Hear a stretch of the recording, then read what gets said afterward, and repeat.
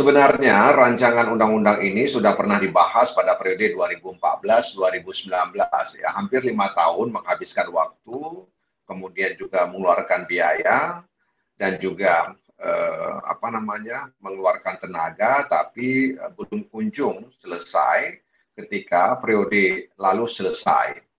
Nah, oleh karena itu, tentu secara pribadi sangat kita sayangkan karena hampir selama 5 tahun DPR dan pemerintah gagal untuk membentuk undang-undang ini. Bisa jadi karena ada pemahaman yang berbeda di kalangan pemerintah dan juga di kalangan fraksi-fraksi yang ada di DPR.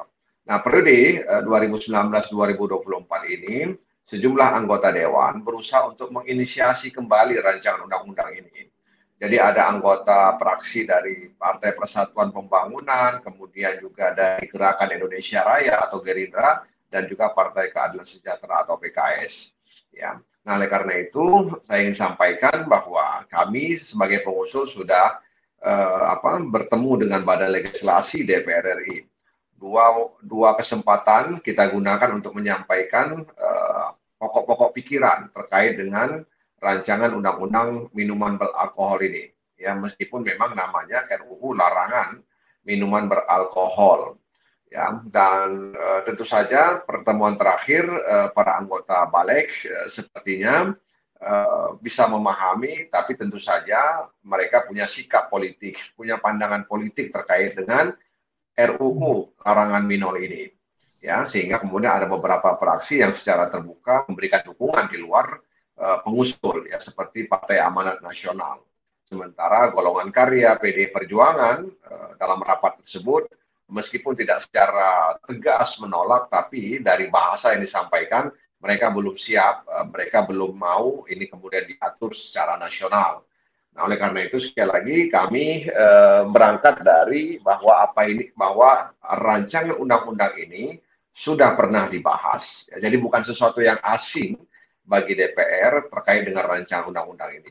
Nah, yang kedua ingin saya sampaikan bahwa latar belakang, jadi konsepsi dasar daripada rancangan undang-undang ini adalah pasal 28H, ya, ayat 1 dalam Undang-Undang Dasar Negara Republik Indonesia, ya, di mana disebutkan bahwa setiap orang berhak hidup sejahtera, lahir dan batin, bertempat tinggal, dan mendapatkan lingkungan hidup yang baik, dan berhak memperoleh pelayanan kesehatan.